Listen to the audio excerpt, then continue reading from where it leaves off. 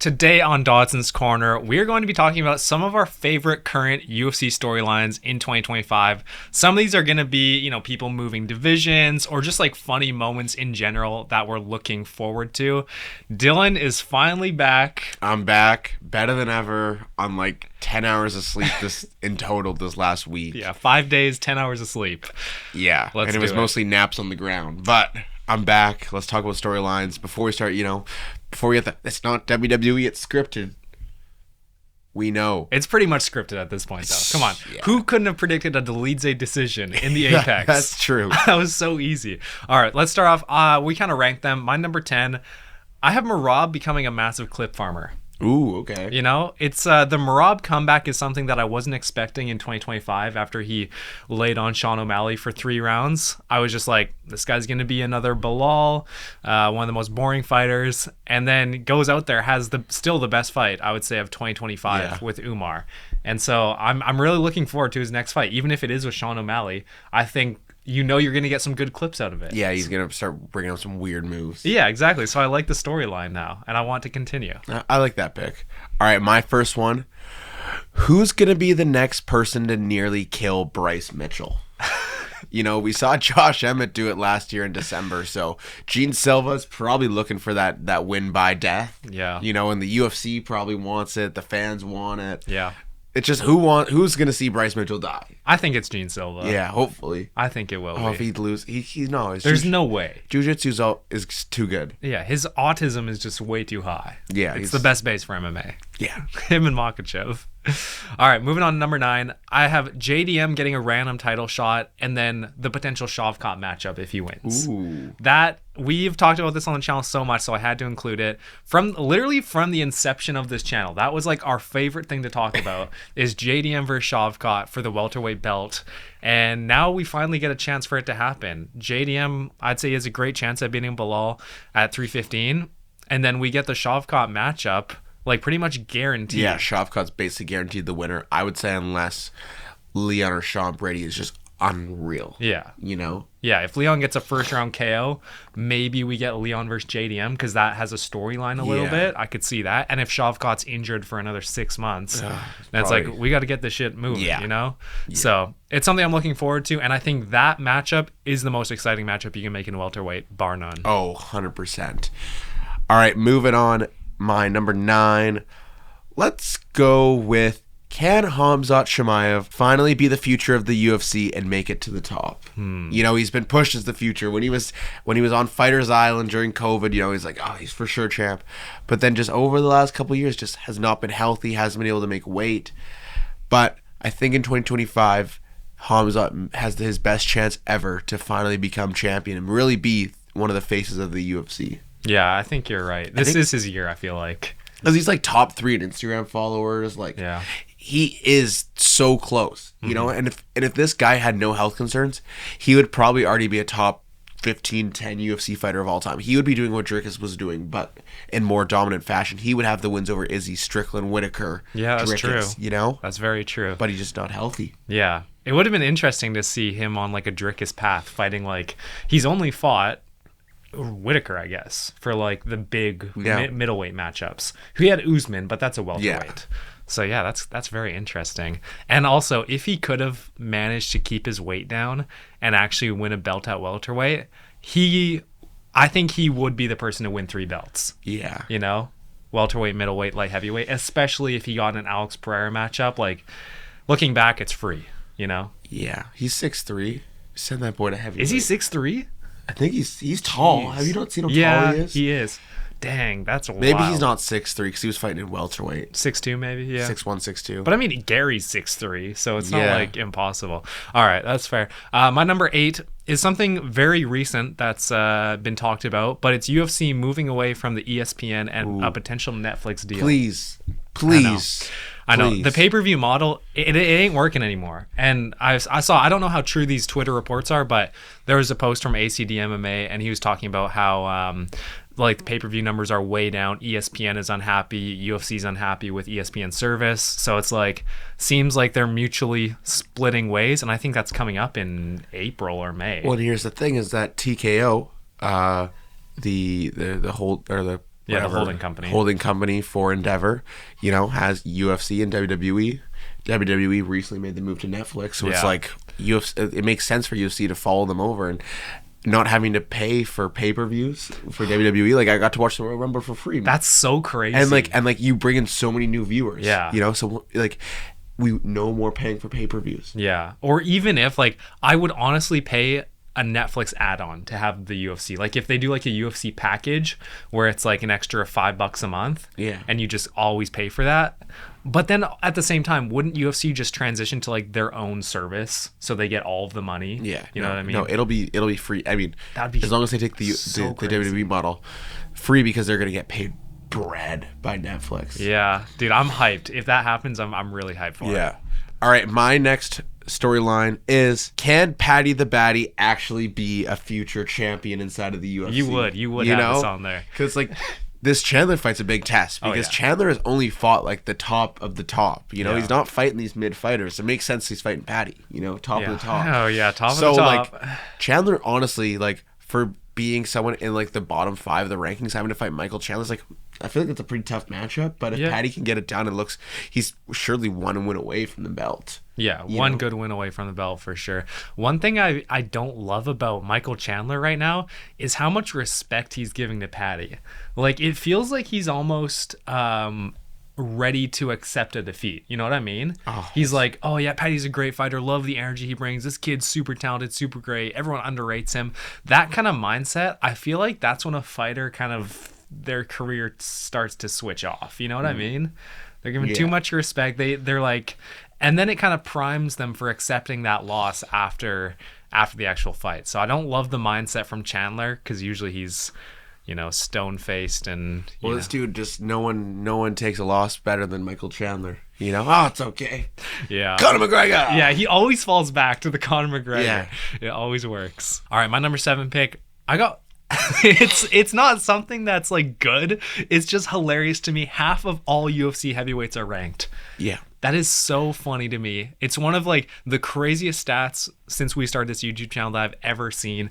The fact that the biggest organization for MMA by a landslide only has 30 heavyweights. Yeah, you get one win in your top 15. Yeah, literally. It's how it goes. Because heavyweight is so bad too. Yeah. They all just are coming off losses. So you get one win, you're ranked. Yeah, and think about Rizvan Kuniev getting a top 5 matchup against Curtis Blades. Yeah. When would you ever see, Kevin Vallejos, who just fought at the Apex last weekend, when would you ever see him getting a Diego Lopez or a Brian Ortega matchup right after the Contender Series? It just doesn't happen. And I know like it is technically a bad thing for the sport, but what I'm saying is like it's funny to me. So yeah, it's like it's something that like I like. We're making a video about the worst storylines. It'll probably be talked about there. Oh yeah, for sure. All right, moving on. My number 7. The storyline right now of who's going to be the one to main event International Fight Week. You hear all the different things. You're hearing Jones versus Aspinall. Then you're hearing Ilya versus Islam versus Gaethje, Dricus versus Chimaev. Yeah. So it's really like, it's interesting on who's going to be the one to main event. And then we had the thing coming out last week or a few days ago where it was like Dricus and Chimaev and then Islam and Ilya both on the same card at 317. It was like banger. Imagine. They have I was gonna put Fight Week. They have the potential to do the biggest thing ever for this International Fight Week. Like, there's so much possibility and massive names that are unbooked right now. Aspinall Jones, Ilya versus Islam, Dricus Hamzat. Like, these are all names that you can put on that card, bro. You even put Sean O'Malley versus Merab as the co-main event of International Fight Week. I think that's 316. I think they've already kind of, because it's all. But I've heard that Pantoja KKF might double champion, but because there was a clip of Sean and Merab and they were talking to each other at the PI and Merab came up to him and dapped him and he's like 93 days and that's when UFC 316 is. It's like, all right, bro.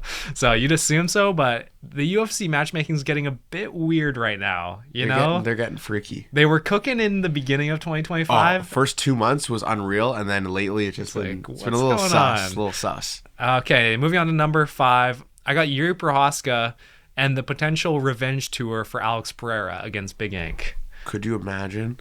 It's one of my favorite things. Obviously, there's a bunch of memes about it right now. And I've talked about this from early, so I don't want to see any comments. Oh, you're copying Bedtime MMA or Lucas Tracy.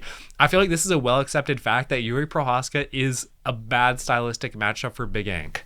Like, can defend the grappling, can grapple himself, always walks forward. I swear Alex Pereira is just his kryptonite, like that. It just doesn't work against Pereira. But I think against Big Ank, it would be a great fight, especially now that we've seen Ank isn't really afraid to strike with anyone. Like he striked with Pereira for the majority of that fight. So I don't expect to see like a grappling fest. And I just think that if Pereira's obviously going to get that immediate rematch because he's the biggest star in the UFC. But then after that, I think it's Prohaska up next, especially if he goes out and wins another fight in the meantime. You can't really deny him. He's still the third best light heavyweight by far, I would say. Yeah. So I want to see Yuri Prohaska do it for Alex Pereira. It's like Robin defeating the bad guy instead of Batman. Robin's fighting Joker. Exactly. All right, my number 6, the BMF belt at lightweight. We haven't seen it been defended yet at lightweight, but like just all the potential matchups, the caliber of fighters, the style of the fighters there. We got all the brawlers. Charles, BMF. Yeah. Like I just can't wait till we get to actually see that belt there. Once Max comes back, hopefully in the summer, comes back, has a fight. But I'm excited to see what happens with this BMF belt at lightweight, Yeah, I could see that being International Fight Week, like him versus Charles. That would be huge co-main. All right, my number 5 pick. It's going to be Dustin Poirier's Last Dance. Ooh. All of the different, hype and the potential matchups that we could see at lightweight for his final fight. And the fact that he is still like at the top of his game. It's not a washed Poirier. He looked amazing against Makhachev. And it's going to be a banger. Like, it's just different when you see Dustin Poirier walking to the cage with the music and the fact that it's going to be the last dance. It's just, I'm really, really looking forward to that. Yeah, I also have Poirier's Last Dance here at number 5. I just think, it's someone who the fans all love. He's one of those guys that, has everyone's support, from the new fans to the old fans, So, like, and I think especially with what happened for him at UFC 302, the way that everyone was rooting for him. They're like, come on, get it done, in your second to last fight. Came so close. Was that? He hasn't fought since then. No, and that would have been his last fight if he won. Yeah, you would have to assume. 100%. This dude ain't defending the belt against Makhachev again. But yeah, it's exciting to see what's gonna happen with that, and then you have the storyline of who's accusing gonna fight, and then the fight actually itself. The build up to it. Yeah. All right. Next up on my list, I have Joshua Van becoming the new Max Holloway. Now, I will admit that this was maybe inspired by Bedtime, but the comparison is so there. The volume puncher, the pretty good chin. I would say that the chin isn't quite the same, but just his takedown defense, like impossible to take down. We needed a new Max Holloway because Max Holloway might not ever be the same. And now Joshua Van is back and somehow not ranked at flyweight. Tell me how that's even a thing. Yes, he is. He got pushed out of the rankings. It's ridiculous. After he won? After he won. That's just like Joel Alvarez getting pushed out of the lightweight rankings, but BSD moved up 2 spots. For no reason. Like, it's just ridiculous. So. I like that pick. Yeah. I like Max Holloway and I like Joshua Van. Exactly. All right, number 4, the rise of Diego Lopez. In the span of under 2 years, how he went from joining the UFC to fighting for a belt. Absolutely crazy. The rise that he had, and it's all going to culminate at UFC 314 with his fight against Volk. Like, can he get it done? That's so hype, bro. UFC 314 is so good. Oh, it's such a great card. Entire main card. Oh, yeah. That's going to be a good day. Mm-hmm. What day is that on? It's April 12th. It's so far away. It's like over a full month away from UFC 313. Okay, my number 3 pick. This is number 3, right? Yeah. Is Volk, speaking of 314, is Volk washed or will he become the GOAT again? Ooh. This is one of my biggest questions about any title challenger right now. You have the 2 KO losses in a row, which were brutal. Taking a year off, having another kid. I want to know if Volk is going to be the same Volk that we saw in the Max Holloway trilogy, in the Brian Ortega and the Yair Rodriguez fight, or if he's going to be scared of the power of Lopez. And I think this is the best matchup you could make because, you give him Movsar versus Volk for the title. it's gonna be Volk. Yeah. Movsar don't have power. Movsar not gonna do nothing. Exactly. So Lopez has the potential to win that fight, but it's unlikely. But there's always that potential. In my opinion, it's unlikely. So yeah, I'm really looking forward to 314. Great card overall. Yeah. All right, moving on to my number 3 pick, Ilia Topuria at lightweight. Oh, interesting. Okay. Yeah.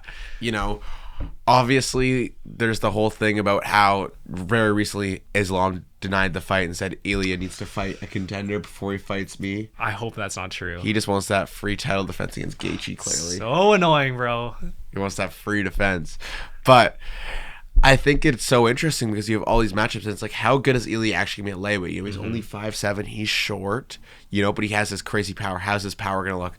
Lightweight's so good. How's he going to stack up? How's that Islam fight going to go? Because like the Islam versus Ilia, that's mixed in here, to the two best fighters in the world, So it's just really interesting how like he put it into his own hands. He's like, all right, I'm going to lightweight. Yeah, the thing that I think I sent you this, but the thing that makes me a little bit have a little bit more comfort is I think it was Charles Oliveira's manager or someone's manager was like... It was Armin's manager. It was Armin's manager who was like, Ilia Topuria would not have willingly vacated the belt if he didn't have some sort of guarantee from the UFC.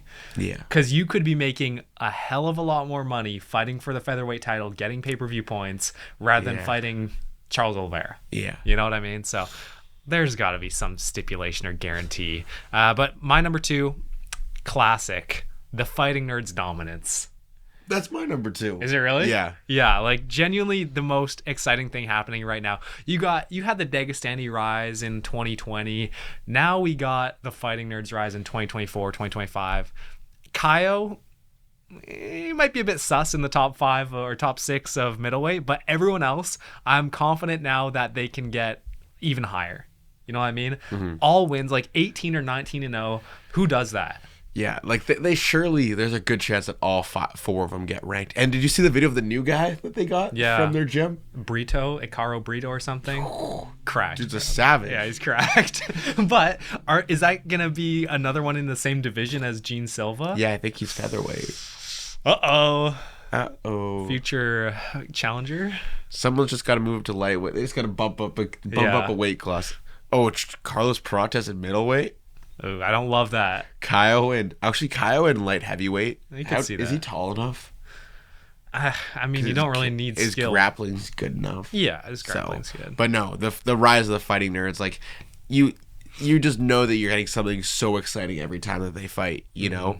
And the activity of them. Yeah, that's the big thing. You're getting so many fights. They're all fighting every 3 months basically, except for Kyle at this point. Well, and Gene Silva is fighting he fought 2 months. Yeah. Right? So you get Carlos Prates and Gene Silva on the same card. So personable too. The charisma from these guys. Yeah. Also, tell me why until like last month I didn't know Carlos Prates spoke English. He just started speaking English. I was like, wait, what? It's so random. It was at 313, I think.